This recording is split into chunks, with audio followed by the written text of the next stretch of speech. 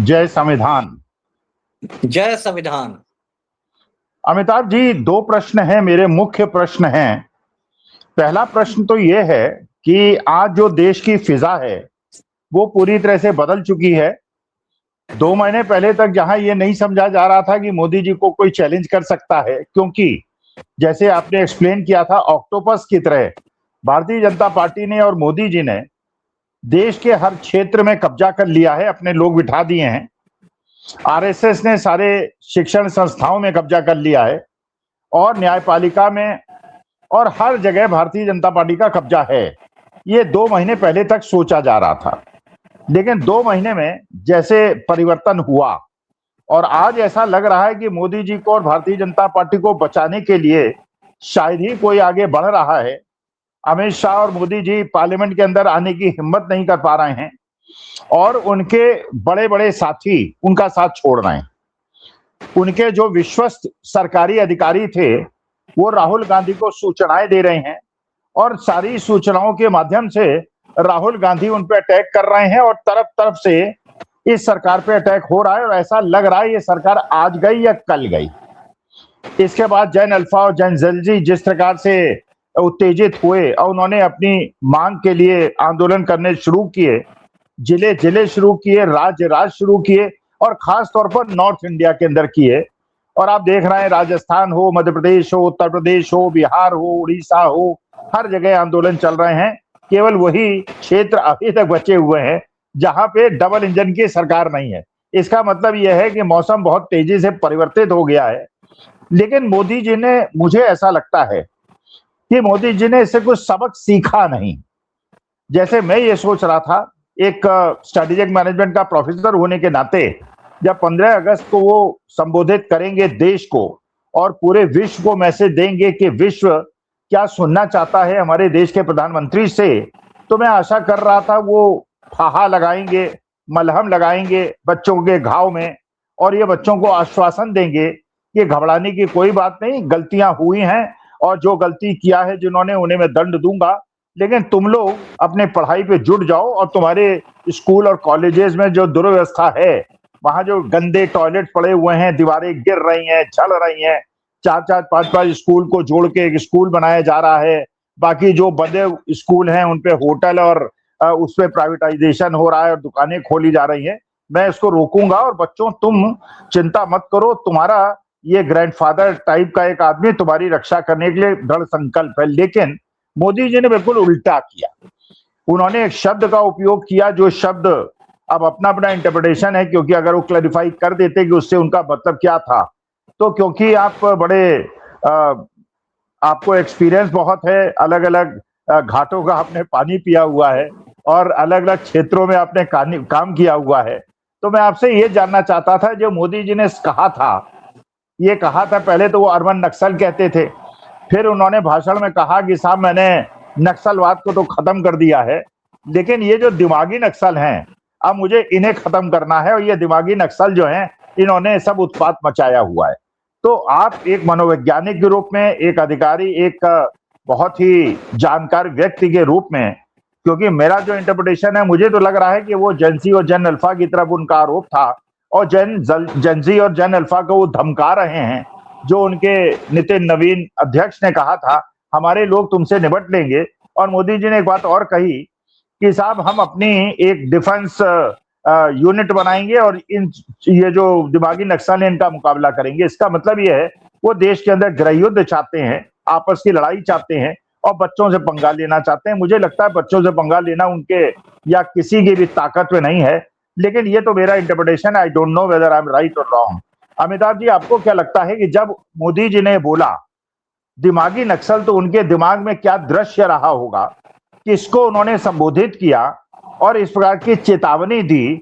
और आपकी निगाह में अगर कोई दिमागी नक्सल है देश के अंदर, तो वो कौन दिमागी नक्सल हैं और उन पे कानूनी कार्रवाई मोदी जी कब तक कर देंगे, या उन पे वही गुंडा एक तत्व जो है उनका, जो कि जंतर मंतर के अंदर कील लगी लाठी लेके घूम रहा था और पट्टा लगाए घूम रहा था, उनको उन्होंने एक मैसेज दिया है, जाओ इनको ढूंढो और जो जो तुम्हें दिमागी नक्सल लगता है उसको पीटो और मारो। अमिताभ जी, आपका क्या कहना है?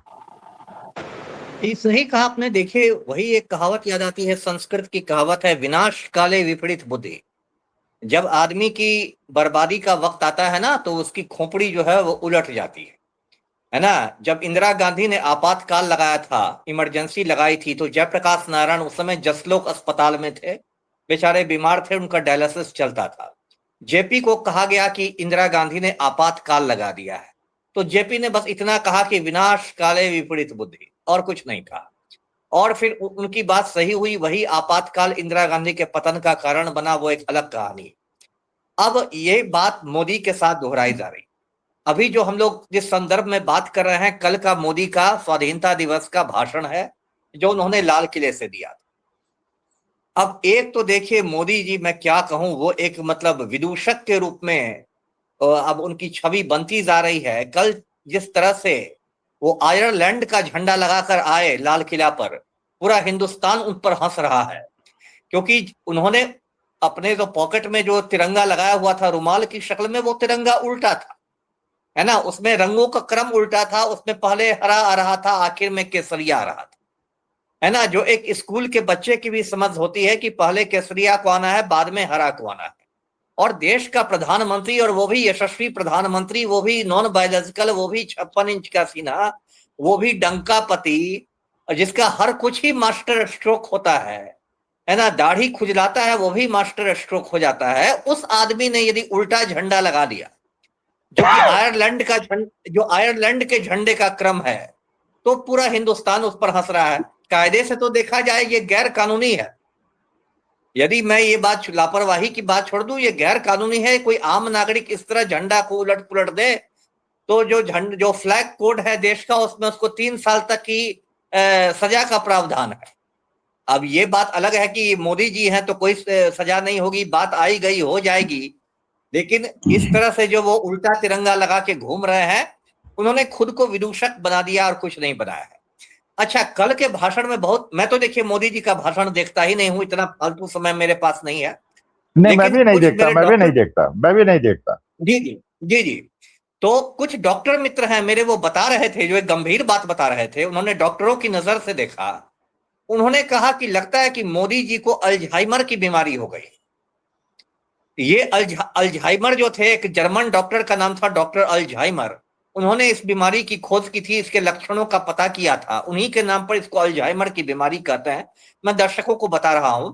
और इसमें आदमी की याददाश्त खोने लगती है और वो डिसओरिएंटेड होने लगता है। तो डॉक्टर मित्रों ने कहा कि जिस तरह मोदी जी बीच बीच में बिल्कुल डिसओरिएंटेड हो जाते थे, गुम हो जाते थे, लगता था कुछ उनको याद नहीं आ रहा है, उन्होंने कहा कि ये लग रहा है कि अल्जाइमर की शुरुआत है। अगर ये बात सच है, ये चूंकि डॉक्टरों ने कहा है, तो उन्होंने कुछ देखकर कहा होगा जो हो सकता है एक लेमैन नहीं पकड़ सका हो। तो ये तो बड़ी गंभीर बात है कि भाई इतना बड़ा देश है, 142 करोड़ का देश है, और उसका प्रधानमंत्री को एक एक गंभीर यदि मानसिक रोग हो गया हो, वो याददाश्त खोने लगे हों, जिस प्रधानमंत्री को इतनी सारी महत्वपूर्ण फाइलों पर फैसले करने रखते हैं राष्ट्रीय महत्व के, तो ये तो बड़ी गंभीर बात है, ये तो एक अलग मुद्दा हो गया।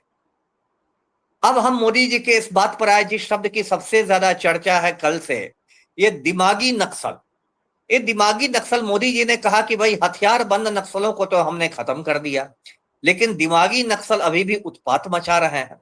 अब ये दिमागी नक्सल कौन है? तो देखिए, संघ परिवार ने बहुत सारे शब्दों का प्रचलन किया है, और उनको अपने व्हाट्सएप यूनिवर्सिटी के माध्यम से, आईटी सेल के माध्यम से उन्होंने मतलब प्रचारित किया है। जैसे एक शब्द है लव जिहाद।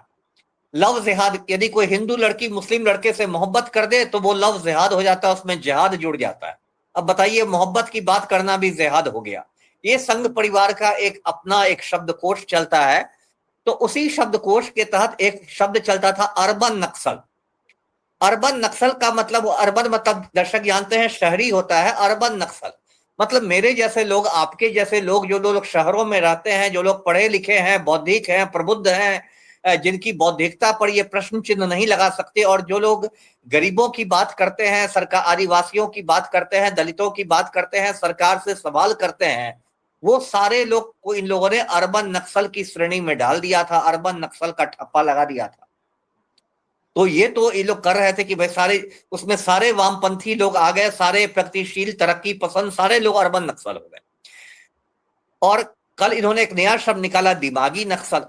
अब मोदी जी ये बोल तो खुल के सकते नहीं है कि भाई मेरा इशारा जेन जी की तरफ है, लेकिन ये तो समझने वाले समझ गए, ना समझे सो अनाड़ी है ना। समझने वाले तो समझ गए ना कि भाई आपका इशारा किधर है। और दो तीन बातें इससे स्पष्ट है। पहली बात कि जेनजी का खौफ मोदी जी के दिल में बैठ गया है, ये बात स्पष्ट है। वो कितना भी दिखाएं, कितना भी 56 इंच का सीना हो, नॉन बायोलॉजिकल हो, जेनजी ने आपके दिमाग में एक मतलब खौफ बैठा दिया है। और यदि संसद में हल्ला हो रहा है 56 इंच का छोटा बंदर, तो वो कोई मामूली बात नहीं है। वो नारा सड़क से चल के संसद तक पहुंच गया है।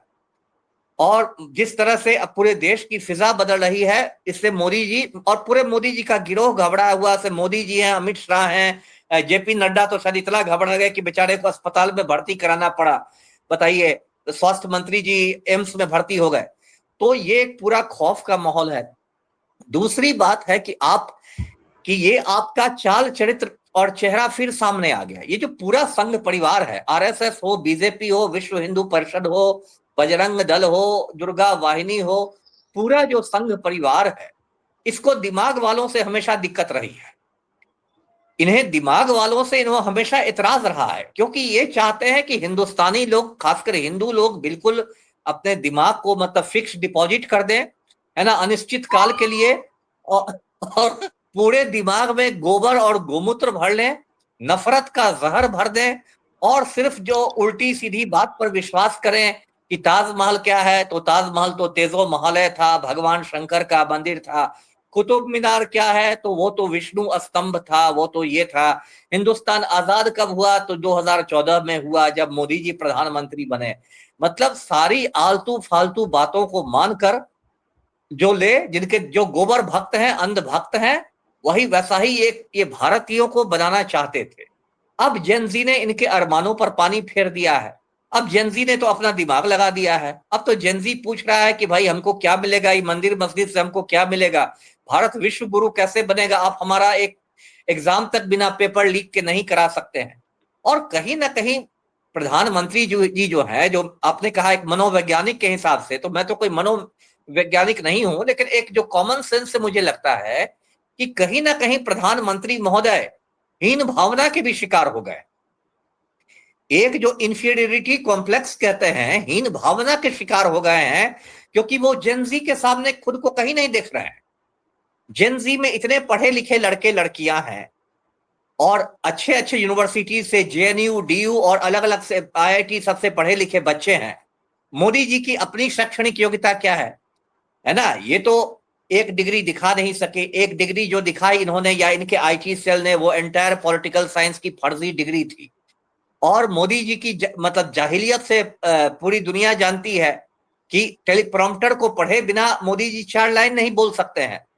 आप यदि मोदी जी और नेहा बोरा को आमने सामने खड़ा कर दें, सारे टेलीप्रॉम्प्टर हटाते हुए, तो मोदी जी 2 मिनट में मैदान छोड़ के भाग जाएंगे। भले ही नेहा बोरा उनके पोती की उम्र की हो, नातिन की उम्र की हो, वो अलग मामला है, लेकिन 2 मिनट नहीं टिक सकेंगे। ये बात मोदी जी समझ गए हैं। और ये जेनजी जो है, ये पढ़ा लिखा भी है, ये टेक सेवी भी है, इसको टेक्नोलॉजी में भी महारत हासिल है। ये जितनी तेजी से रील बना देगा, मीम बना देगा, मोदी जी तो सोचते ही रह जाएंगे कि रील क्या होता है, मीम क्या होता है। और जिस तरह से इसने सरकार को बैकफुट पर ला दिया है, देखिए इतने दिनों तक मोदी का अहंकार, मोदी जी 3 कार्यकाल गुजरात के मुख्यमंत्री रहे और प्रधानमंत्री के रूप में इनका तीसरा कार्यकाल है। इन्होंने अपने राजनीतिक जीवन में समझिए पराजय कभी देखा ही नहीं है। तो इनका जो एक अश्वमेध यज्ञ चल रहा था कि घोड़ा को खोल चुके थे और घोड़ा घूमता जा रहा था, उस घोड़े को तो पकड़ लिया है जेनजी ने, और पीछे पीछे जेन अल्फा भी तैयार हैं। और इनको लग रहा है कि मेरा भविष्य तो बहुत अंधकार में है। अब ये 2047 की बात कर रहे हैं कि भाई 47, अरे 47 अभी भाई 26 चल रहा है, 47 आते आते क्या हो जाएगा, कहां दुनिया चली जाएगी। अब आज की बात करें, ये 47 का अब कब तक हम लोग को मतलब सपने दिखाएंगे। तो कुल मिलाकर जो दिमागी नक्सल वाली बात है, आपने पहले फ्रंट का के उनको पटाना चाहा कि भाई थोड़ा पुचकारना चाहा कि अरे आ जाओ, छोटा बच्चा चिल्लाने लगता है तो अच्छा अच्छा आ जाओ राजा बेटा होने लगता है। तो आपने देखा कि ये दांव फेल कर गया। फिर मोहन भागवत ने भी जेनजी के साथ संवाद करना चाहा, वो दांव भी इनका फेल कर गया, क्योंकि इनमें और जेनजी के बीच कोई कनेक्ट ही नहीं है। ये लोग जितने दकियानूस लोग हैं और जितनी इनकी मध्ययुगीन सोच है, ये जेनजी और जेन अल्फा के साथ क्या कनेक्ट करेंगे? ये तो डायनोसार वाली स्थिति हो गई है। ये लोग तो मतलब डायनोसार वाले हो गए हैं ना। अब डायनोसार जो विलुप्त हो गया है, उसी तरह इनका मानसिक रूप से ये लोग डायनोसार वाली स्थिति में है। ये क्या जेनजी से कनेक्ट करेंगे? तो इनका कनेक्शन फेल कर गया है। तो अब एक तो धमकी की भाषा में आए हैं, दिमागी नक्सल, और आईटी सेल को इन्होंने एक मंत्र भी दे दिया है कि कल को यदि मेरे जैसे लोग, आपके जैसे लोग यदि इन पर सवाल करें तो उन पर एक ठप्पा लगा दिया जाए कि भाई तो ये तो दिमागी नक्सल है, ये तो मानसिक रूप से नक्सल है। अरे दिमागी नक्सल से ये बात तो हो गई ना सिद्ध कि कम से कम हमारे पास दिमाग है ना। कम से कम ये बात तो आपने मान ली ना कि भाई दिमाग है। आप तो गोबर और गोमूत्र लेके चल रहे हैं भाई, आप तो अंधभक्त हैं। नक्सल होने के लिए भी कुछ दिमाग चाहिए। मुझे एक कविता, जब अर्बन नक्सल इन लोगों ने कहा था, तो एक कविता उस समय प्रसिद्ध हुई थी कि मैं भी नक्सल तू भी नक्सल, फूलों की खुशबू भी नक्सल, नाटक नक्सल गाना नक्सल, मांसाहारी खाना नक्सल, घर भी नक्सल खेत भी नक्सल, जेएनयू का प्रेत भी नक्सल। तो इनको हर जगह अब नक्सल दिखाई देने लगा है कि कोई यदि गीत लिखे क्रांतिकारी गीत तो वो भी नक्सल, कोई नॉनवेज खा ले वो भी नक्सल, है ना। जेएनयू में कोई दिखाई दो तो वो भी नक्सल। चारों तरफ ये लोग नक्सल नक्सल देखने लगे हैं। ये देखिए इनके पतन की शुरुआत हो गई है। अब देखिए अभिजीत दीपके ने तो एक इनकी कमजोर नस पर हाथ डाल दिया है। अब कल उन्होंने स्कूल ठीक करो अभियान शुरू कर दिया, 15 अगस्त को अपने गांव से ही शुरू किया है।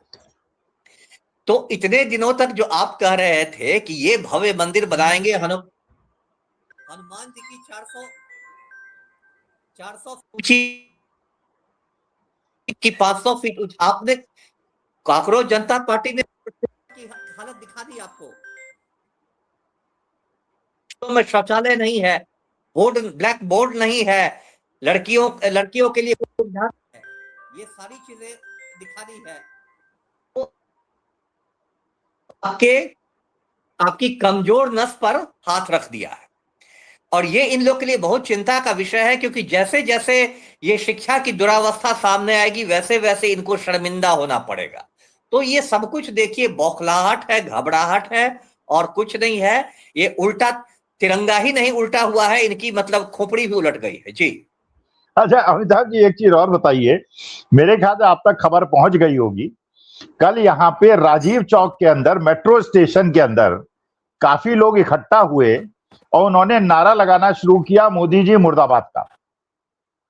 अब ये सोचिए, आज से 2 महीने पहले तो हम लोग जब पार्क में या कहीं भी मोदी जी की बुराई करते थे तो घेर लिए जाते थे और ऐसा लगता था कि गुंडे बदमाश कहीं पीट ना दें। और आज ये स्थिति हो गई है कि राजीव चौक के मेट्रो स्टेशन पे लोग खुलेआम मोदी जी के खिलाफ नारे लगा रहे हैं, उसका विरोध कोई नहीं कर रहा है। अच्छा, फिर एक और आपने घटना देखी, स्वामी रामदेव ने एक स्टेटमेंट दिया।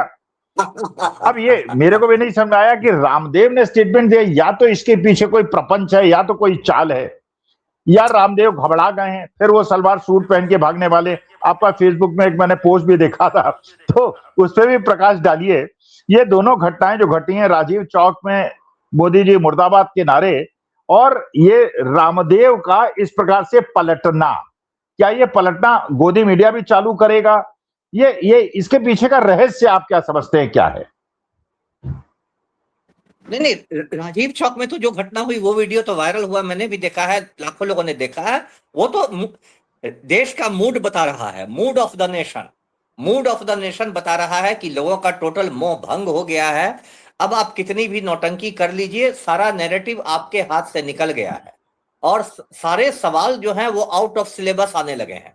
आपको समझ में नहीं आ रहा है कि इन सवालों का आप क्या जवाब दे, है ना। हर दिन आपके सामने नए सवाल आते हैं, वो चाहे अरुणाचल प्रदेश में चीन की घुसपैठ हो, या E20 का मामला हो, इथेनॉल का मामला हो, या पेपर लीक का मामला हो, या पैलेट गन्स का मामला हो, और किसी जगह आप संतोषजनक जवाब नहीं दे पाते हैं, सिवाय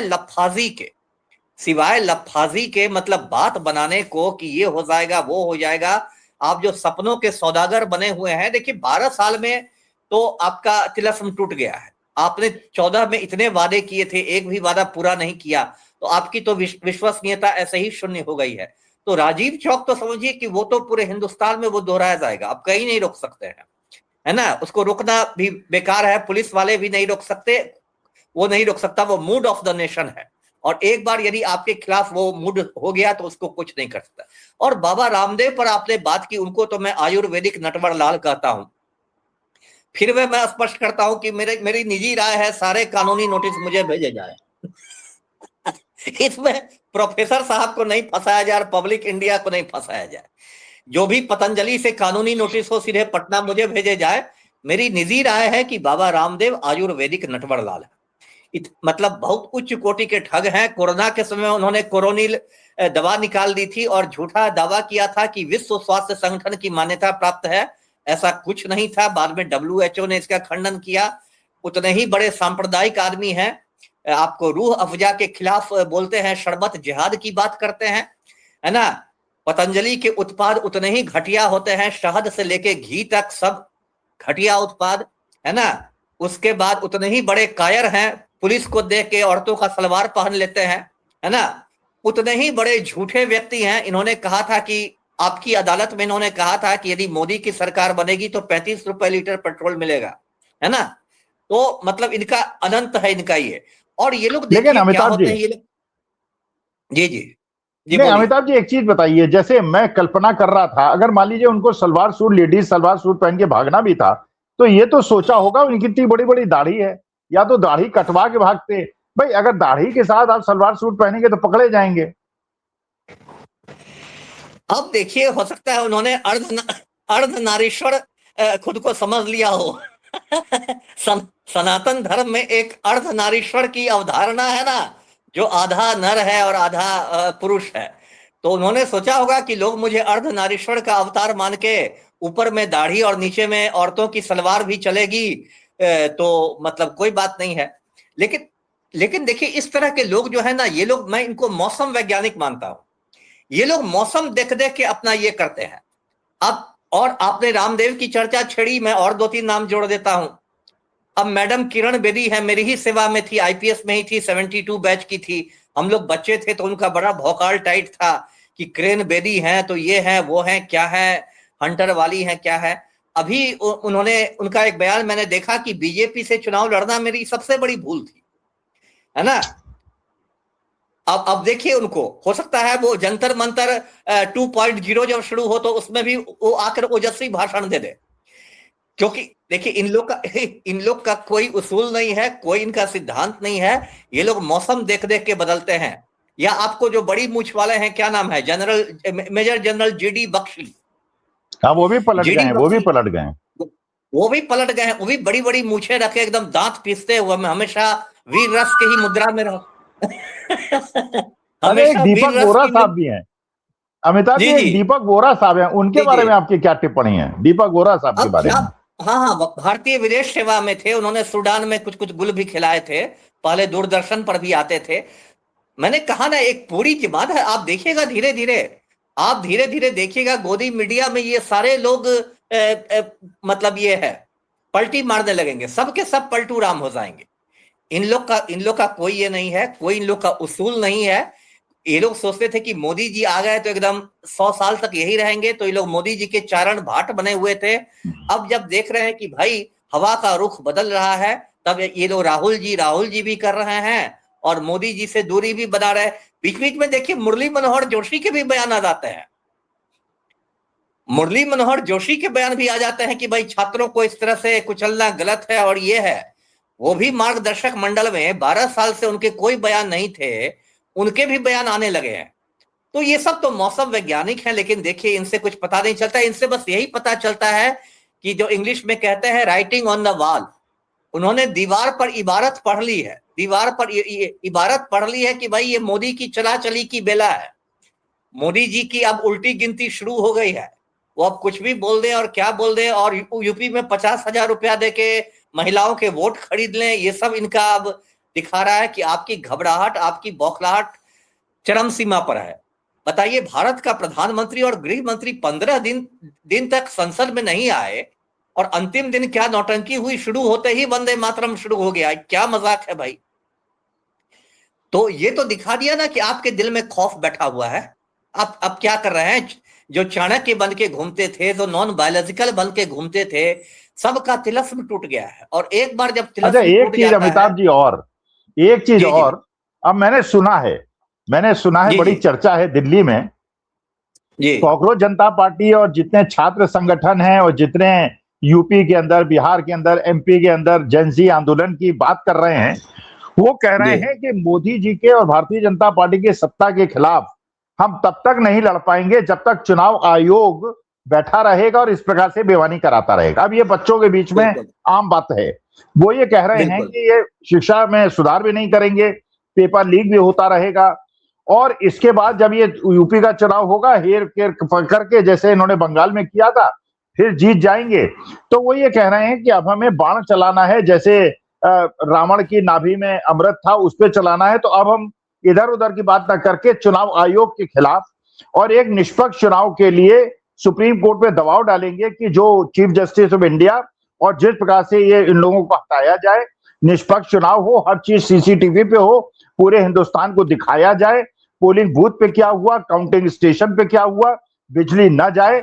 जब तक निष्पक्ष चुनाव नहीं होंगे तब तक Bharatiya Janata party taken for granted लेके चलेगी कि वो चुनाव जीत जाएंगे, और उसके बाद कहेंगे कि ये जनजी और जन अल्फा का कोई प्रभाव नहीं पड़ा, देखिए हम चुनाव जीत गए।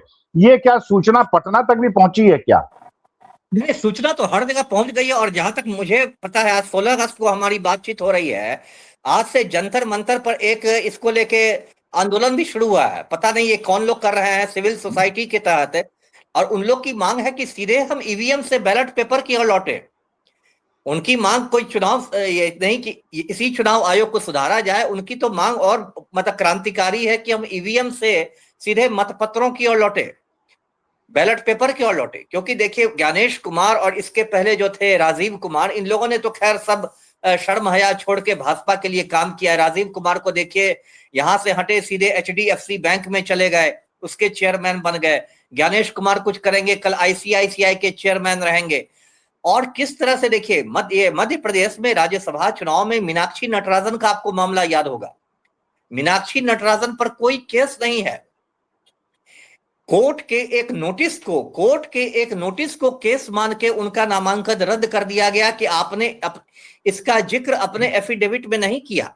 वो केस है ही नहीं, वो कोर्ट का एक नोटिस है। और इतना खुलेआम ये हुआ, और सुप्रीम कोर्ट ने कहा कि इसकी हमको कोई अर्जेंसी में हम सुनवाई नहीं करेंगे। तो अर्जेंसी में आप सुनवाई नहीं करेंगे तो राज्यसभा का कार्यकाल 6 साल का होता है, विद्वान न्यायमूर्ति 10 साल बाद फैसला देंगे, तो उस फैसला का क्या हम अचार डालेंगे? तब तक तो जो आदमी गलत तरीके से चला गया उसका कार्यकाल समाप्त हो जाएगा। और चुनाव आयोग में अपील तो मतलब किसके खिलाफ आप अपील कीजिएगा? सब लोग एक ही थैली के चट्टे बट्टे हैं। तो ये बात तो आपने सही कही है कि इस तरह से जो चुनाव जैसे भी बंगाल में हुआ या उसके पहले बिहार में हुआ, बिहार में जो एसआईआर हुआ था, स्पेशल इंटेंसिव रिवीजन, उसमें 65 लाख लोगों के नाम काट दिए गए। बंगाल में 90 लाख लोगों के नाम काटे गए। इस तरह से आप बंगाल में तो कई बीएलओ लोगों ने आत्महत्या कर ली, उन पर इतना दबाव था, नाम काटने का दबाव। ये भाई कौन सा चुनाव आयोग है जो नाम काटने पर इतना जोर दे रहा है? और अजीबो गरीब एक जो दक्षिण भारत के हैं अभिनेता प्रकाश राज, उनका नाम कट गया है। ऐसे ऐसे लोगों के नाम कट गए हैं। और उसके बाद बंगाल में जिस तरह से मतगणना के दिन, वोटों की गिनती के दिन जिस तरह से आपको मतलब गुंडागर्दी हुई, ममता बनर्जी के साथ धक्का मुक्की हुई, सीसीटीवी कैमरे खराब किए गए। और तो और 24 के चुनाव में, 24 के लोकसभा चुनाव में वाराणसी में मोदी जी शुरुआती राउंड में अजय राय से पीछे चल रहे थे। मोदी जी वाराणसी में। उसके बाद चुनाव आयोग ने धांधली करके उनको जिताया है। तो ये मामला तो आज न कल होगा ही। ये जो बात आपने कही है, ये आज न कल इसको जेनजी उठाएगा ही उठाएगा। क्योंकि राहुल गांधी ने उसके लिए जमीन तैयार कर दी है। वोट चोरी पर उन्होंने इतना सारा प्रेस कॉन्फ्रेंस करके जमीन तैयार कर दी है। तो वो तो आज न कल होगा ही होगा। जी चलिए, बहुत अच्छा है। अपने जेनजी और जन अल्फा को आशीर्वाद देते हुए और उनका जी। साथ देते हुए कि भविष्य देश का तुम्ही लोगों को सुधारना है और इस देश के जी। लोकतंत्र और संविधान को बच्चों तुम्हें बचाना है। इसी आशा के साथ अमिताभ जी बहुत बहुत धन्यवाद, बहुत बहुत आभार। आपका भी आभार।